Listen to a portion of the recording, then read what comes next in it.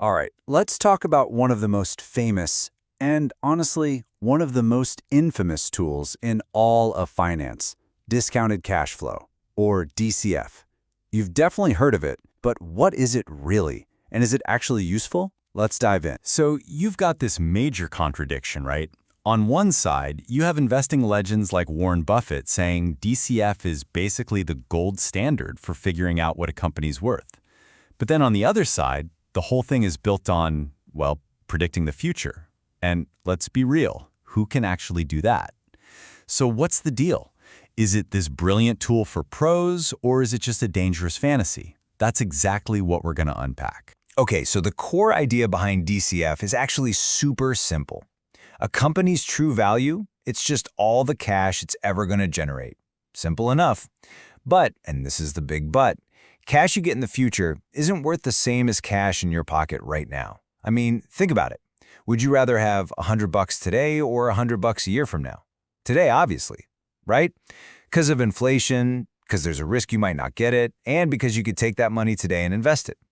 DCF is just the fancy way of doing the math to figure out what all that future cash is worth today. So, if you want to build one of these models, you really only need three things.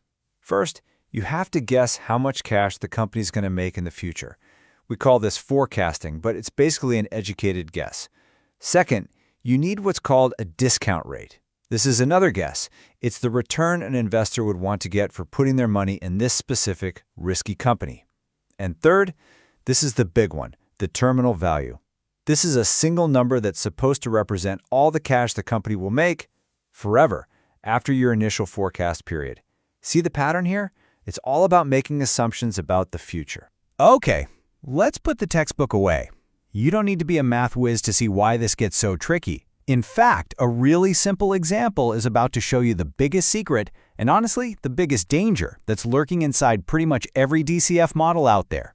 This is where it all clicks. Okay, check this out.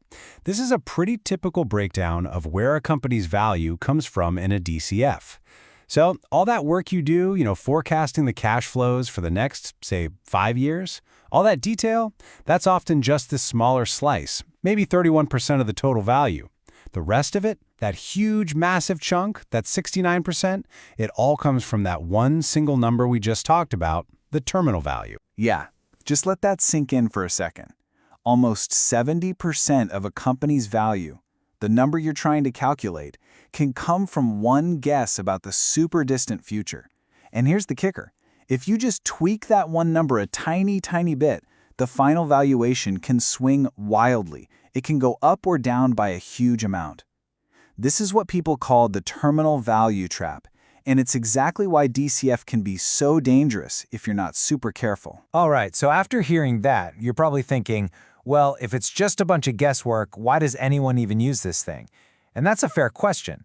But no, it's not useless. It just means you can't use it for everything.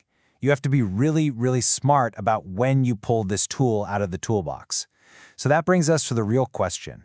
What kinds of businesses are actually a good fit for a DCF? And this table here lays it out perfectly. The key is to think of DCF as a specialized tool, not a Swiss Army knife. It's fantastic, absolutely perfect, for businesses that are just boringly predictable. Think about a big utility company. Their income is stable, it's regulated, you have a pretty good idea of what they'll make next year. Same goes for a big company that sells stuff we all buy, like soap or snacks. But try to use it on a fast-growing tech company where you have no idea what they'll look like in 5 years, or a mining company whose profits swing wildly with commodity prices. It's a disaster waiting to happen. You're using the wrong tool for the job, plain and simple. So here's your takeaway, your simple litmus test. Is the business stable, predictable, kind of boring in a good way? Then, yeah, DCF can be a really powerful tool. But if it's high growth, if its earnings go up and down like a roller coaster, if it's just fundamentally unpredictable, you really need to use something else. At the end of the day, it all comes down to one word: predictability.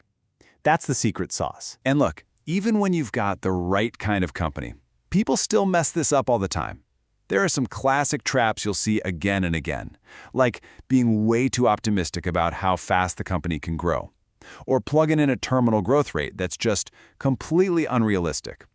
A big one is forgetting about working capital. the actual cash a company needs just to keep the lights on. And then there's the classic mistake of looking at a cyclical company when it's at an all-time high and assuming it's going to stay that way forever. Oh, and my personal pet peeve? Seeing a final valuation that's calculated down to the last 2 decimal places. It creates this illusion of scientific accuracy, when really the whole thing is built on educated guesses. Which brings us to the most important thing to remember in all of this. A DCF model is a tool. It's not a crystal ball, it's not a truth machine. It's meant to help your thinking, not be your thinking. You can have the most beautiful, complex spreadsheet in the world, but if the assumptions you plug into it are garbage, then the answer it spits out will be garbage too.